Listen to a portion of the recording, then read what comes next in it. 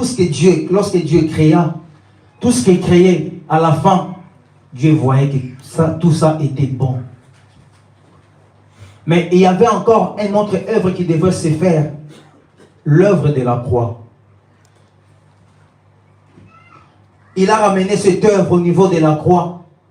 Et le Seigneur l'a encore rendu merveilleux. Parce que cette œuvre nous a sauvés. Amen. Amen. Cette œuvre nous a libérés. Cette œuvre nous a transformés. Et depuis que nous étions ici, pendant que nous adorons, et pendant que la maman m'est modérée, nous étions déjà dans la prédication. Amen. Amen. Nous étions déjà dans la prédication. L'Éternel nous rappelle ce que nous sommes. L'Éternel veut que tout un chacun de nous porte vraiment un temps. Qu'il s'élève, qu'il se manifeste par rapport à cette œuvre. L'œuvre a été déjà rendue possible et capable au niveau de la croix. Amen. Amen. L'œuvre était merveilleuse, c'est pourquoi il a donné le pouvoir de tout. Il nous a donné aller faire des disciples de tout le monde, de toutes les nations, mes disciples. Vous avez ces privilèges. Parce que l'œuvre a été déjà rendue possible au nom de Jésus. Gloire soit rendue à notre Dieu.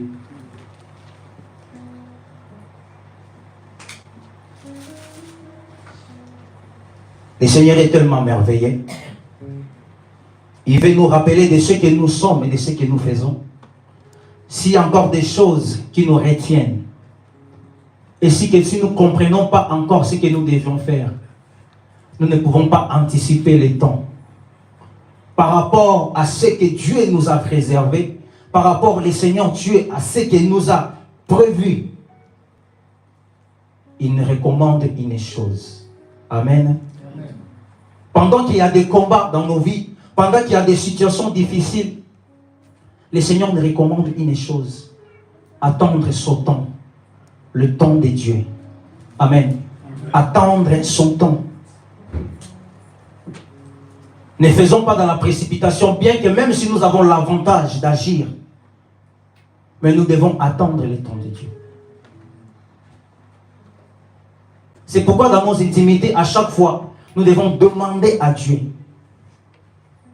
de chaque jour, qu'est-ce qu'il veut de nous. Cela, c'est vraiment sa volonté et pourra se manifester en nous. Amen. Amen. Gloire à Dieu. Nous sommes dans le livre de 1 Samuel, chapitre 20. Nous allons faire une longue lecture. Verset 1er. Et le thème de notre après-midi, c'est cache-toi. Amen. Amen. Cache-toi.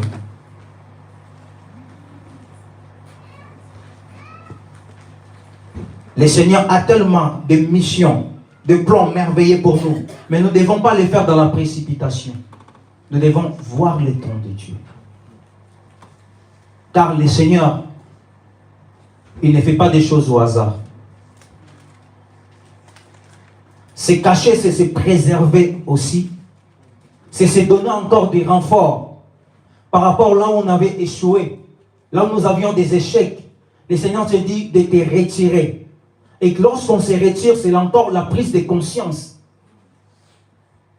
Lorsqu'on se cache par rapport à tout ce qui peut survivre dans notre vie comme étant des combats, le Seigneur nous dit de se retirer pour avoir encore de la force. Et à ce moment-là de se cacher, c'est le moment de chercher Dieu. C'est le moment de créer encore son intimité avec Dieu. C'est dans les moments de l'angoisse que nous pouvons créer encore nos intimités avec Dieu. Pour demander à Dieu, qu'est-ce qui se passe au juste? Qu'est-ce qui se passe au juste?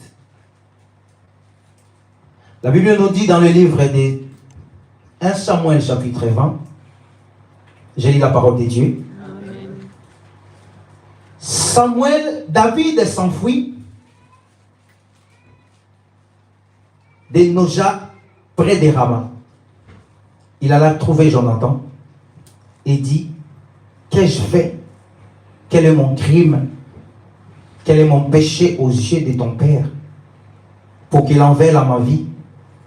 Jonathan lui répondit, loin de là, tu ne mourras point.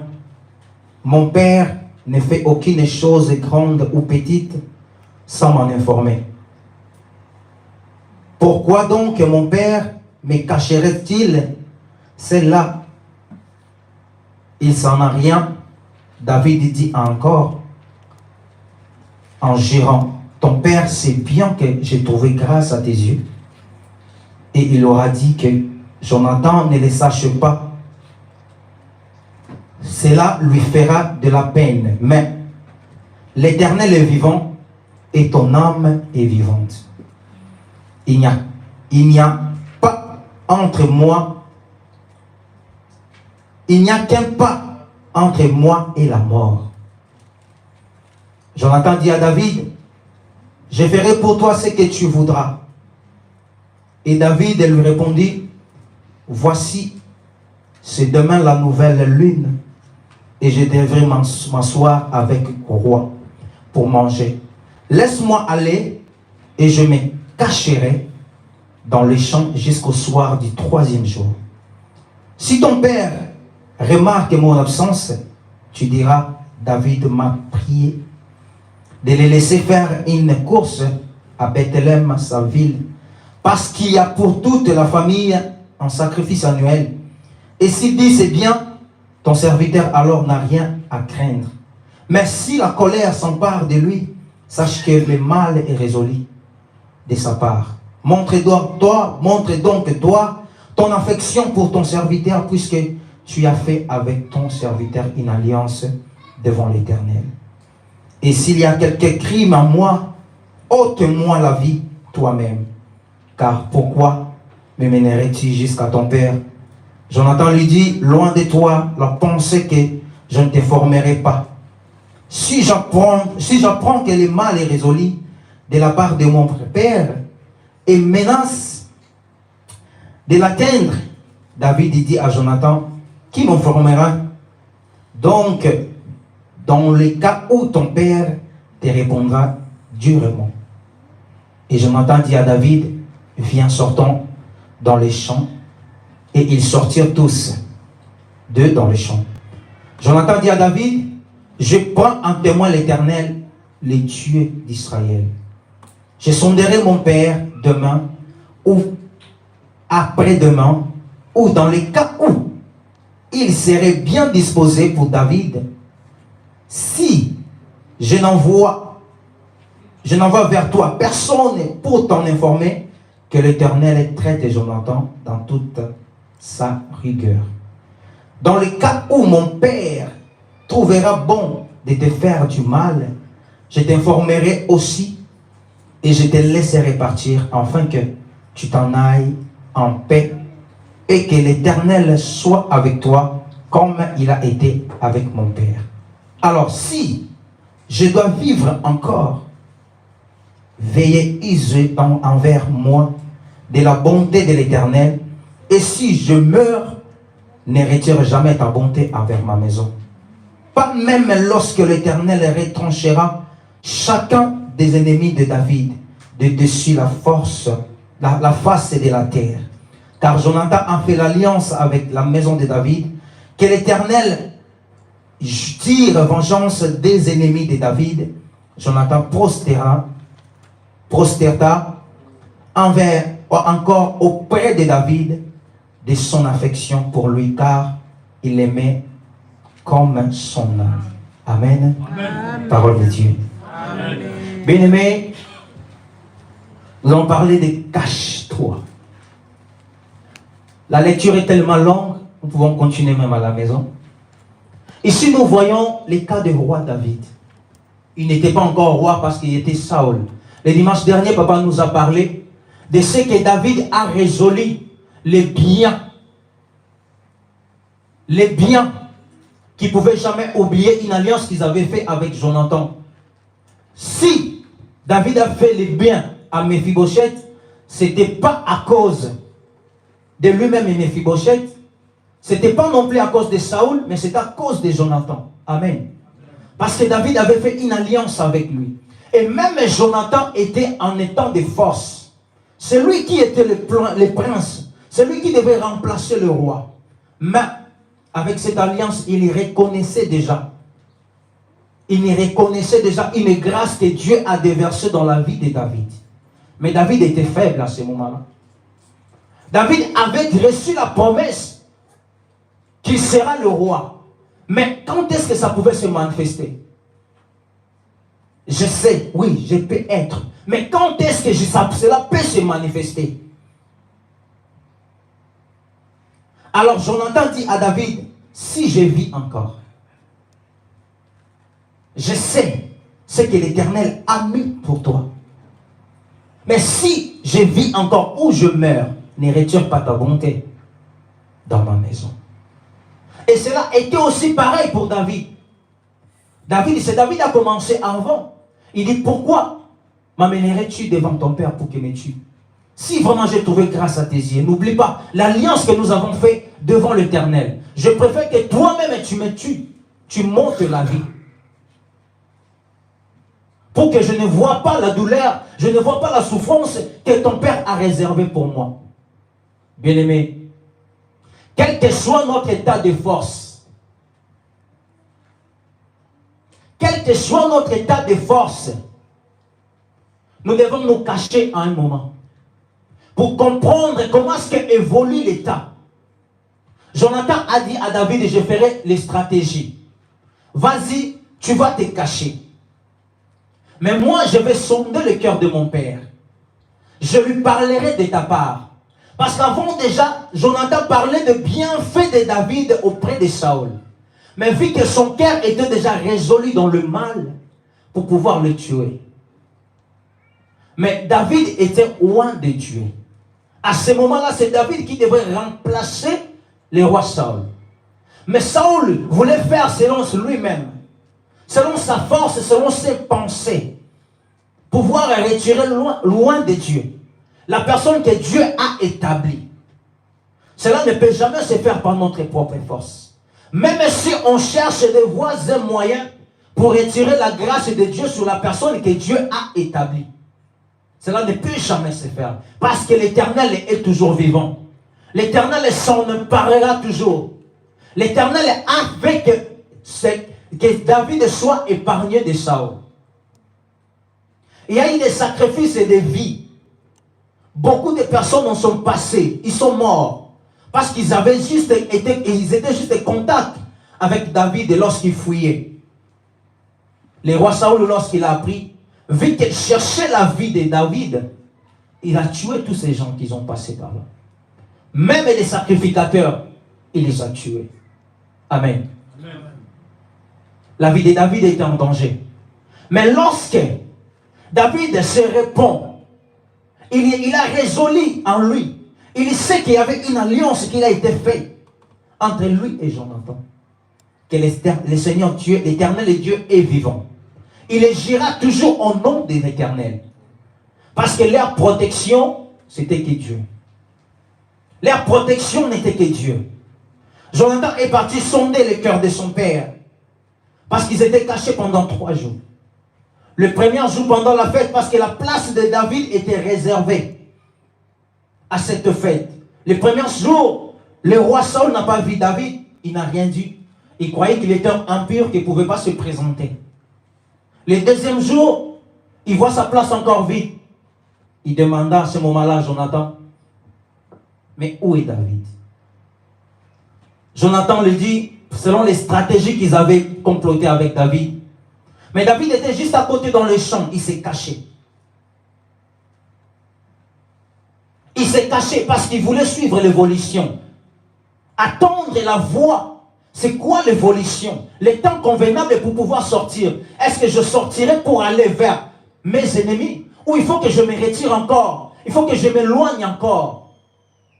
David a attendu. Le deuxième jour, Jonathan sonda son père.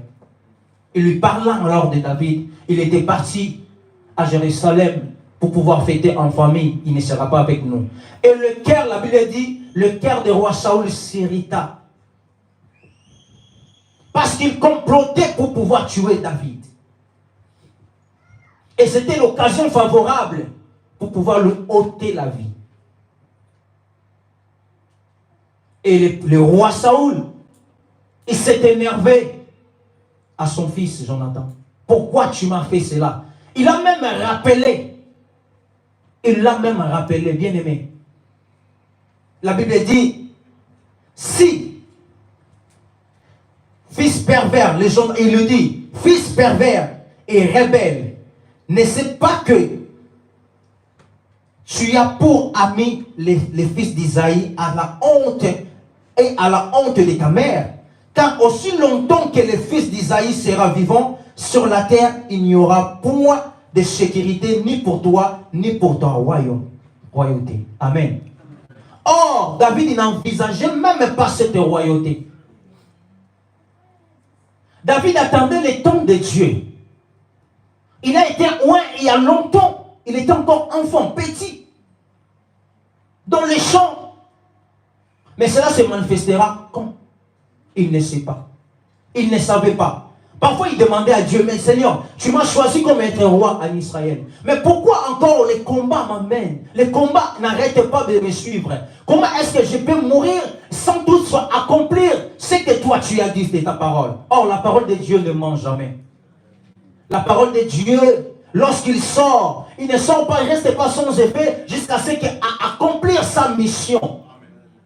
C'est quoi cette mission que nous avons, bien aimé? Nous avons reçu Christ comme un Seigneur et Sauveur. Nous avons une mission à accomplir. C'est pourquoi j'ai dit, la prédication avait déjà commencé. Parce que nous avons une mission à accomplir. Mais, comment est-ce que cela pourrait se faire? Suscite la voix de Dieu. Cherche la voix de Dieu. Demande à Dieu qu'il t'enlève encore dans tout ce qui pouvait te fracasser. Tu pouvais te dire que toi tu n'es pas appelé. Et que toi tu n'as pas le temps. Et que toi tu n'es pas parmi les ceux qui peuvent propager la parole de Dieu. Des fois, je sais ce qui nous arrive. Nous avons peut-être peur ou la honte d'influencer Jésus. De parler de Jésus. Parler, tu vois, non, je sais que celui-là c'est un musulman, je ne peux jamais lui parler de Jésus. Il ne peut jamais le croire. C'est ça ce qui nous fait notre doute. Bien aimé, il y a beaucoup de convertis. Il y a beaucoup de gens qui veulent seulement attendre d'une autre personne parler de Jésus. Parfois, il a déjà entendu parler de Jésus, mais il ne sait pas vraiment très bien. Qu'est-ce qui pouvait lui ouvrir vraiment l'idée de ce qu'il pouvait faire? Alors, n'agissons pas dans cette précipitation. David a attendu ce temps. Maintenant, c'est à toi de demander à ton Dieu, c'est quoi le temps que Dieu a réservé pour toi? Au lieu de sortir, lorsque nous parlons de se cacher, au lieu de sortir médiatiquement, dans des réseaux sociaux, étaler nos vies, dire de n'importe quoi. Les gens peut-être nous connaissent, mais ils ne nous connaissent pas par la parole de Dieu. Ils nous connaissent à travers autre chose. Il y a beaucoup de visages. Les personnes ne t'ont jamais vu comme ça. Mais ils te connaissent déjà. Ils te connaissent soit peut-être parce que tu vends dans des réseaux sociaux. Parce que tu parles de quelque chose de politique dans des réseaux sociaux. C'est parce que tu parles de quelque chose. Mais cela n'est pas lié à ce que l'Éternel Dieu nous a envoyé dans cette mission sur cette terre. Nos vies ne doivent pas être étalées. Nos vies doivent être restées cachées. C'est comme ce jour-là, les disciples se cachaient. C'est parce qu'ils ne pouvaient même pas sortir parler du Christ. Mais lorsqu'ils ont reçu l'Esprit de Dieu, le Saint-Esprit, c'est ça le moment qui était favorable pour les de leur dire, sortez maintenant. Allez-y et faites de toutes les nations mes disciples. Parlez de Jésus. Parlez du Christ. Jonathan a fait une alliance avec David. Il a dit, je ne te laisserai pas mourir. Attends, je parlerai à mon père. Vu que mon père est parti pervers, Saoul est parti tellement pervers, Jonathan avait fait une alliance avec David. Il a dit, je viendrai, j'enverrai quelqu'un pour t'informer. Mais cela ne se fera qu'entre toi et moi. Plus loin, la Bible nous dit, Jonathan, ils avaient comploté avec David, et lorsque je viendrai avec un garçon, je vais tirer une lance. Si je le lance plus loin, et je dis à la personne d'aller chercher la lance plus loin, cela c'est un signe que toi tu dois partir, que tu ne dois pas rester. Et tu dois partir encore plus loin. Et lorsque je tirerai cette flèche juste à côté, je dis à la personne, au garçon, la flèche est juste à côté de toi. Prends-les et remets-les-moi. À ce moment-là, tu comprendras que le mal n'est pas résolu, que tu pouvais sortir et venir. Alors David espérait à cela. Parfois, ce que nous pouvons espérer, ce n'est pas ce que Dieu prévoit pour nous. Dieu nous fait passer par des chemins qui sont tortueux, par des chemins qui sont aussi durs. Mais tout ça, c'est pour que sa gloire soit éclatée. À un moment opportun. Amen. À un moment opportun. Saoul ne pouvait pas supporter que son remplaçant reste à côté de lui. Reste près de lui. Parce qu'il croyait qu'il pouvait le faire dans sa propre force. Il croyait qu'il pouvait se faire sans Dieu. Or, David était protégé par Dieu. Lorsque nous avons choisi et accepté Christ comme Seigneur et Sauveur, nos vies sont cachées en Dieu. Nos vies sont préservées en Dieu. Nos vies sont protégées par Dieu. Aucun mal ne pourra nous toucher. Mais cela, comment peut se faire? Comment cela peut se réaliser? Mais nous avons des combats. David a passé des combats. Saoul n'arrêtait pas de le poursuivre. Il n'arrêtait pas de le poursuivre pour lui faire du mal, pour le tuer, pour lui ôter la vie. David se cacha. Il attendait un temps. Il attendait son temps. Il savait, j'ai la promesse. Oui, nous avons des promesses. Mais cela, quand est-ce qu'elle pourra être se manifester? Et comment nous pouvons les susciter pour que ça se manifeste en nous? Bien-aimé, le temps est tellement précieux pour nous. Le temps est tellement précieux. Lorsque nous comptons que nous avons des pertes matérielles, il y a des gens qui ont perdu des milliards et des milliards. Amen. En un seul jour, ils ne croyaient même pas. Jusqu'à ce moment, ils ne croient pas. Ils rêvent. Ils ont perdu des villas. Ils ont perdu de grandes choses. Ils rêvent encore. Mais cela pouvait passer. Mais si Dieu protège, personne ne peut ôter. Personne ne peut ôter ce que Dieu a protégé. Nous pouvons souffrir matin, soir, sortir, nous lever très tôt, rentrer très soir, aller chercher le pain quotidien. Mais si Christ ne trouve pas grâce à cela, cela est vain. Amen. Tout ça est vain.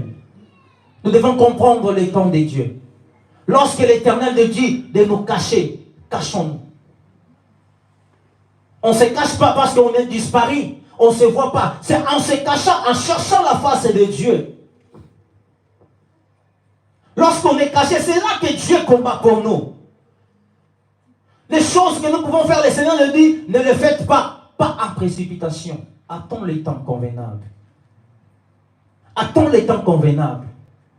Le Seigneur suscitera. Il suscitera les gens même que tu ne connais pas.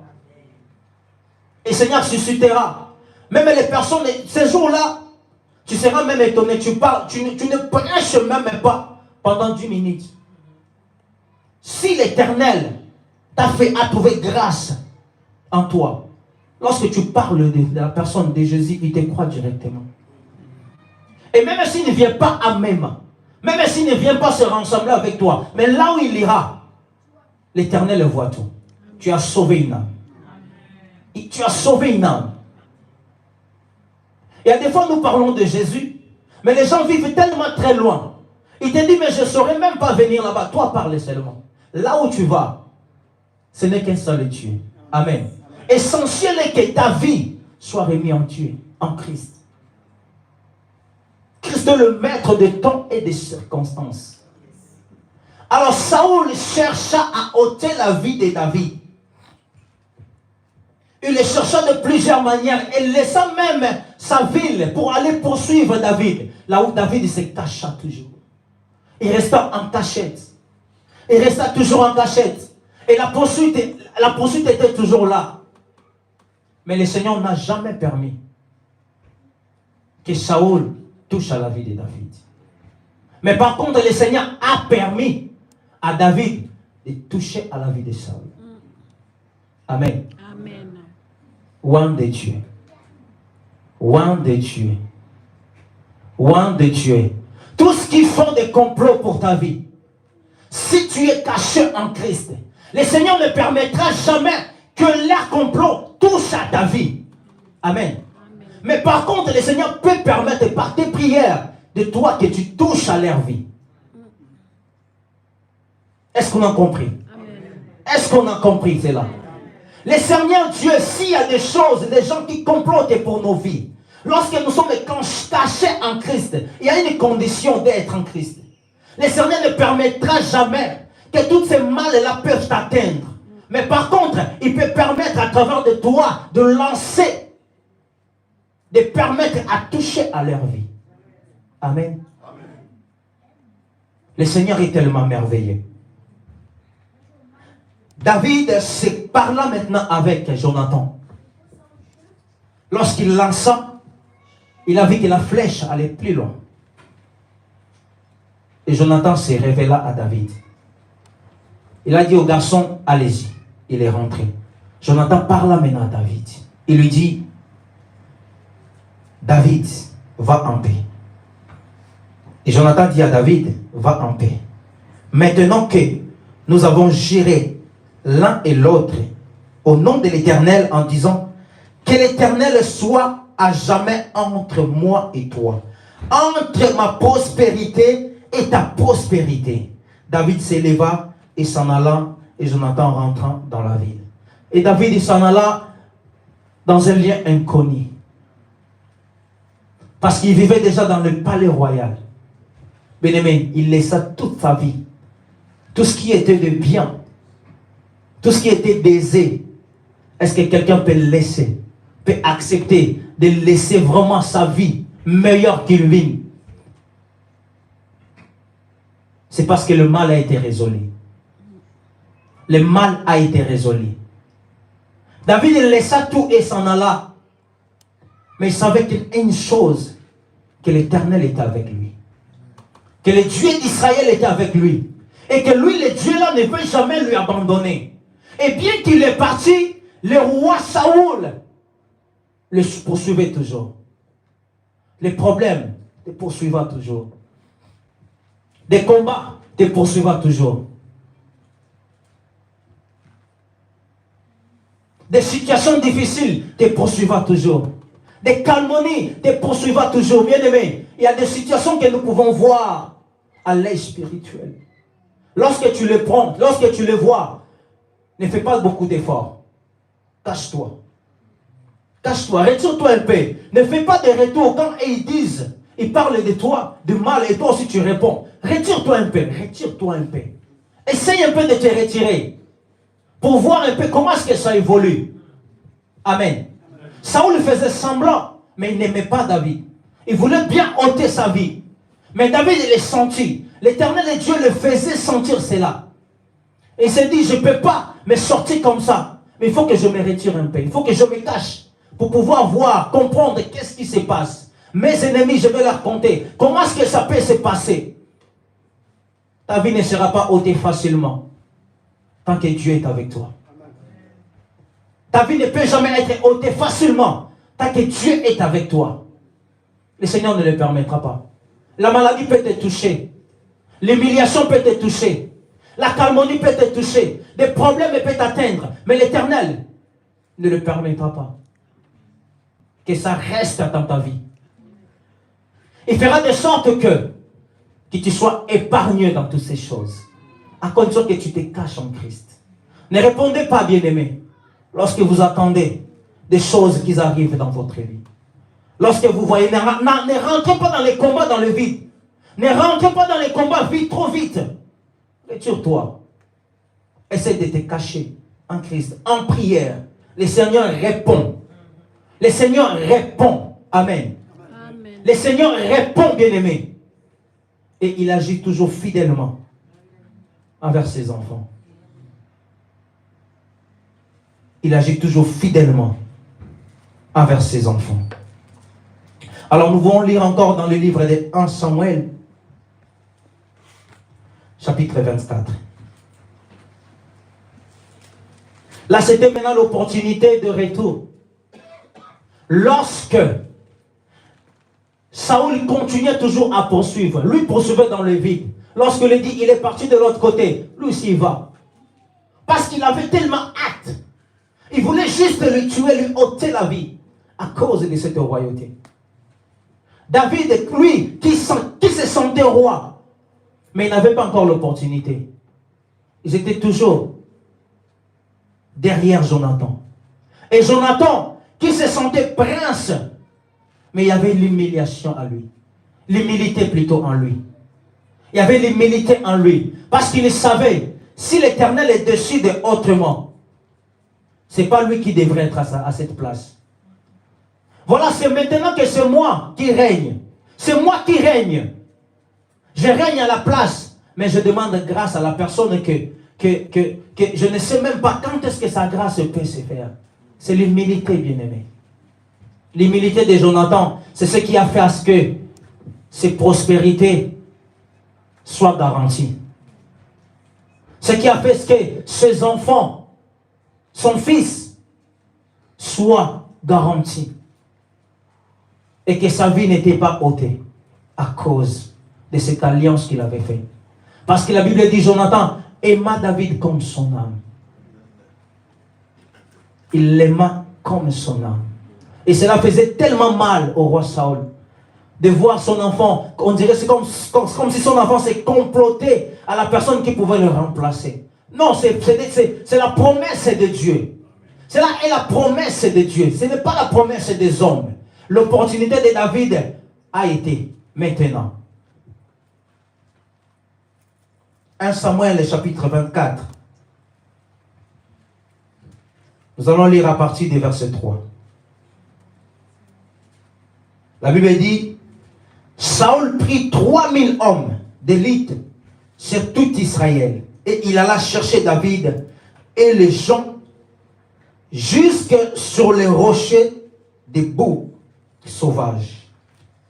Ils arrivaient à des parcs de brebis qui étaient près du chemin, et là se trouvait une caverne où il entra pour se couvrir les pieds. David et ses gens étaient au fond de la caverne. David a fait tellement la fuite, il fouillait tellement loin de Saül. Mais à un moment donné, il n'avait plus la force. Là où il se cacha, c'est là où son ennemi aussi était venu se reposer. Voilà la grâce de Dieu. Voilà la grâce de Dieu. Et Saül est entré à la place en ignorant que David était sur là. Mais nous faisons des combats, nous voyons. Celui qui cherche à te combattre, toi aussi tu vas les combattre. Tu vas te défendre. Tu vas dire, je fais la légitime défense. Nous le voyons maintenant. Il y a eu des enfants, des gamins, je ne sais pas dans quelle ville maintenant, ils se battaient. Mais l'autre, il a fait juste la légitime défense, mais il a tué un enfant de 14 ans. Lui qui avait 16 ans. C'est parce qu'il voulait se défendre. Il avait tellement mal. Il ne pouvait pas supporter. Il faut qu'il se défende. Mais la Bible nous dit, le roi Saül entra dans cette rocher, dans cette grotte pour laver ses pieds, pour couvrir ses pieds. David et ses gens étaient au fond de la caverne. Les gens de David lui dirent, voici le jour où l'Éternel te dit, je livre ton ennemi entre tes mains, traite-le comme bon te semblera. Parce qu'il est à t'emporter. Fais de lui ce que tu veux. Parce que lui cherche du mal pour toi. Il veut te faire du mal. Il veut t'écraser. Il veut t'éliminer. Et voilà, maintenant il est là.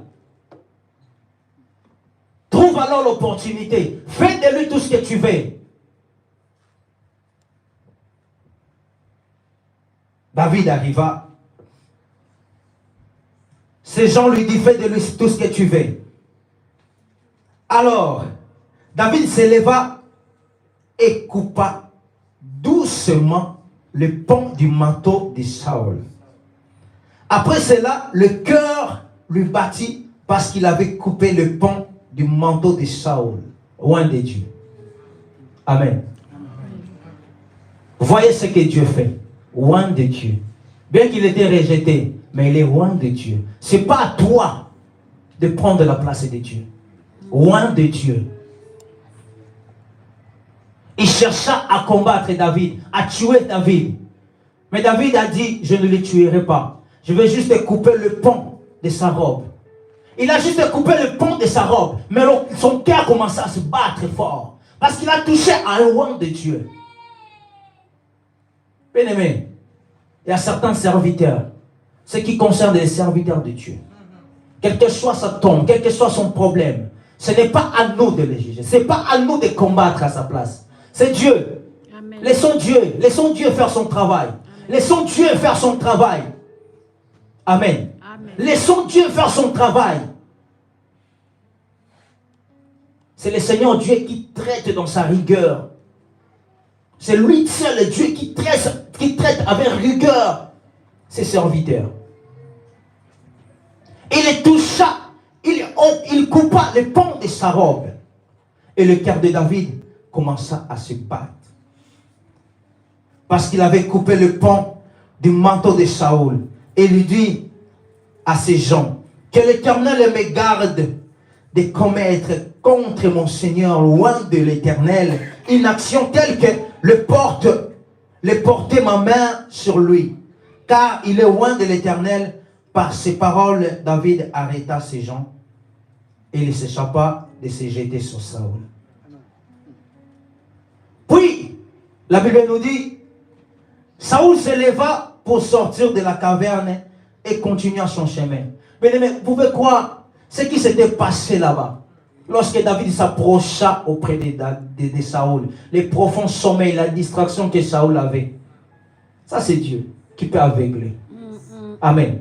Amen. Ça, c'est Dieu qui a aveuglé. Parce que son cœur était déjà rigoureux. Il ne pouvait pas voir David en face. Il ne pouvait pas le supporter. Mais David était loin de l'Éternel. C'est lui qui va être remplacé. Mais autant convenable que Dieu a prévu pour lui. Il dit, je ne toucherai pas. Je sais, je viens du néant. Je viens du néant, bien-aimé. Nous venons du néant. Je viens du néant. Je ne peux pas me mettre à la place de la hauteur tant Dieu ne m'a pas encore mis. Je garde encore ma classe. Je garde encore là où je suis. Je me mettrai là-bas lorsque Dieu décidera. Et ça sera facilement. Il n'y aura pas de combat. Il n'y aura pas de combat. Je ne peux pas faire semblant que je viens dans une famille riche. Non. Je ne peux pas faire semblant que je venais de la brousse. C'est là où l'Éternel m'a tiré. Non. Je ne peux pas porter la main sur loin de l'Éternel. Pour que, comme ça allait être fini directement et David sera investi comme étant roi. Mais il a gardé son temps. Il a géré son temps. Il dit, je ne le fais pas, mais je le ferai savoir. C'est comme je venais de dire, l'Éternel ne permettra pas que nos ennemis, nous qui sommes attachés à Christ, qui nous touchent. Mais il pourra permettre à nous, par nos prières, de pouvoir toucher à leur vie. Mais faites-le savoir. Parce que c'est Dieu seul qui touche. Car c'est Dieu seul qui défend. Car c'est Dieu seul qui punit. Saül s'éleva et va commencer à partir, qu'on poursuit son chemin. Il s'est mis alors à crier. Après cela, David s'éleva et sortit de la caverne. Il dit, je vais proclamer le nom de l'Éternel plus haut, très haut. Je ne peux pas toujours rester bouche bée. Je ne peux pas rester silencieux. Je vais lui faire savoir que tout ce qu'il fait là, il ne pourra jamais m'éteindre. Par contre, moi, je peux l'éteindre.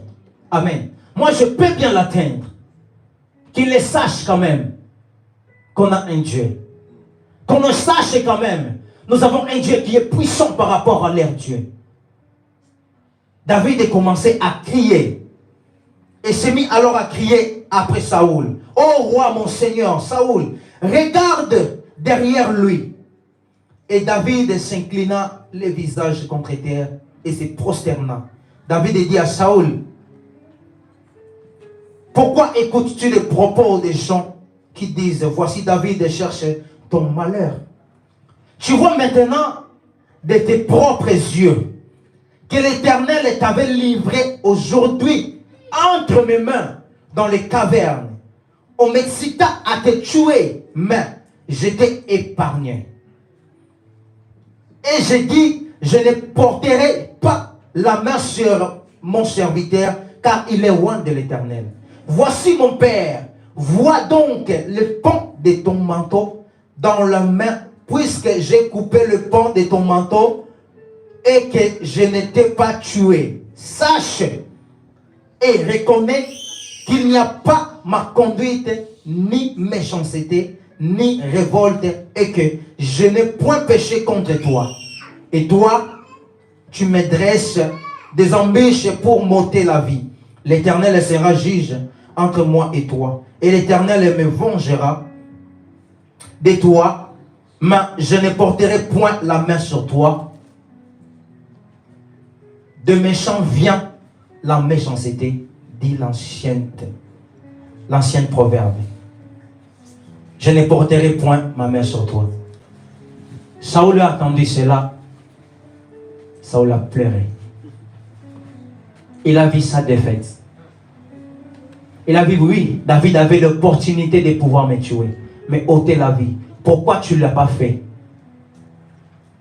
Il dit, je vois maintenant, c'est l'Éternel qui combat pour toi. Ça ne sert plus à rien que je te combatte. Amen. Amen. Voilà comment est-ce que David a arrêté ses combats, ses poursuites avec Saül. Saül a compris que je ne peux jamais continuer ces combats, car l'Éternel est avec lui. Le Seigneur Dieu est avec lui. Si je mourais, je ne mourrais pas entre les mains de David. Non, loin de là. Ce n'est pas David qui sera là pour me tuer, parce qu'il avait cette opportunité de le faire. Il ne l'a pas fait. Il ne l'a pas fait. C'est-à-dire, le Seigneur Dieu l'a élevé. Le Seigneur Dieu l'a élevé. Il était rien. David était rien. Fils d'Isaïe était rien. Le berger était rien. Mais le Seigneur l'a vu, l'a pris de là où il était. Et sa sécurité. Lorsque nous nous sommes cachés en Christ, bien-aimés, nous ne verrons même plus notre classe sociale. De là où nous venons, nous oublions déjà. Nous oublions parce que les vies se transforment. Les vies se convertissent. C'est comme tu as converti ta vie. Ta vie actuelle. Par rapport à la vie qu'on menait en Afrique, par rapport à ce que nous venons maintenant. C'est changer. Essayons aussi de changer ce qui est spirituel. Essayons aussi d'approfondir ce qui est de Dieu. Le Seigneur élève. Il s'est élevé. Il s'est élevé. Il ne permettra pas, tant que sa mission n'est pas encore accomplie dans ta vie, il ne permettra pas que le mal te touche et arrête ton chemin. Non. Quelle que soit la maladie, le Seigneur ne le permettra pas. Quelles que soient les situations, le Seigneur ne le permettra pas. Parce que tu as une mission avec lui. Tu as une mission avec lui. Et ne les repousse pas aussi trop loin. Parce que David a arrêté ses combats. Il ne pouvait pas laisser Saül partir sans toutefois le faire remarquer qu'il avait l'opportunité de le tuer. Amen. Il a fait arrêter ses combats. Il parla à Saül. Il a dit, regarde, j'avais l'opportunité de te tuer. Regarde derrière toi, le pan de ta robe a été coupé. Quand Saül regarda, il a vu certainement. Lorsque David eut fini à adresser à Saül ces paroles, Saül dit, et c'est bien ta voix, mon fils David. Et Saül éleva la voix et pleura. Et il dit à David, tu es plus juste que moi. Alléluia. Tu es plus juste que moi, bien-aimé. Tes ennemis reconnaîtront la grâce de Dieu qui est à toi. Tu es plus juste que moi. Alléluia. Tu es plus juste que moi. Et il dit à David, car tu m'as fait du bien et moi, je te fais du mal. Tu manifestes aujourd'hui la bonté avec laquelle tu agis envers moi. Puisque l'Éternel m'avait livré entre tes mains et que tu ne m'as pas tué. Si quelqu'un rencontre son ennemi, ne le laissera-t-il poursuivre tranquillement son chemin? Hey, je t'ai rencontré, tu es mon ennemi. Est-ce que je te laisserai poursuivre ton chemin tranquillement? Tranquillement. Je ne te laisserai pas suivre tranquillement ton chemin. Parce qu'il va chercher à ôter sa vie. Amen. Il va chercher à ôter sa vie. Il va chercher à ôter sa vie. Laisses-tu le poursuivre tranquillement son chemin? Que l'Éternel le récompense pour ce que tu m'as fait. En ces jours, maintenant, voici, je sais que tu régneras et que la royauté d'Israël restera entre tes mains. Jure-toi donc par l'Éternel que tu ne détruiras pas ma prospérité après moi et que tu ne retrancheras pas mon nom de la maison de mon père.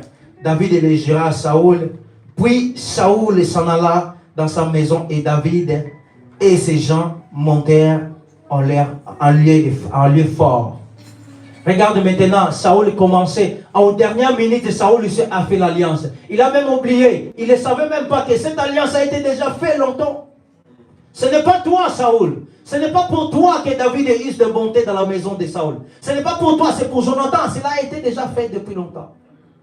Cela a été déjà fait, établi par Dieu. Établi par Dieu, ce que nous faisons. Dieu le savait. Il le savait qu'aujourd'hui, on allait être ainsi. Nous ne pouvons pas forcer la nature. Pourquoi tu n'es pas venu? Dieu savait. Dieu savait qu'on allait être là. Qu'on allait écouter cette parole. Cela a été déjà prévu avant. Et Saoul fait l'alliance. David a dit, oui, je l'accepte. Je l'accepte. Il voit la défaite. Et le Seigneur fait sa grâce à celui qui veut. À celui qui veut. Ce n'est pas par le rang social. Ce n'est pas par la vie, ce n'est pas par des habits, par des maisons, par la richesse. Non. Il choisit selon le cœur. Dans le livre des psaumes, psaume 113, verset 5. Nous voulons juste lire là. Pour voir là où le Seigneur prend dans les néants. Amen. Ils élèvent. Ils changent de situation. Ils changent de vie. Ils changent de comportement. Il fait de nous les serviteurs serviables. Il nous élève et nous fait asseoir dans le rang de grand. Il nous demande de nous cacher en Christ. David n'était pas pressé de sortir. Il se cacha. Parce qu'il savait que l'Éternel est là. Il savait que l'Éternel est tué. Par sa puissance est là. Psaume 113. Verset 5.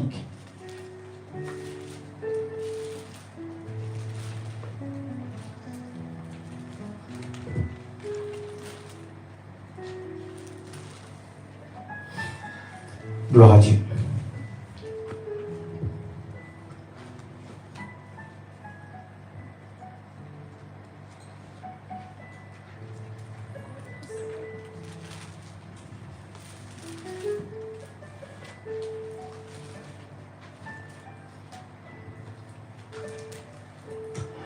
Qui est semblable à l'Éternel?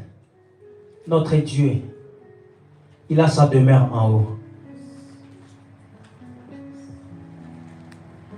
Il abaisse les regards sur les cieux et sur la terre. Il voit tout.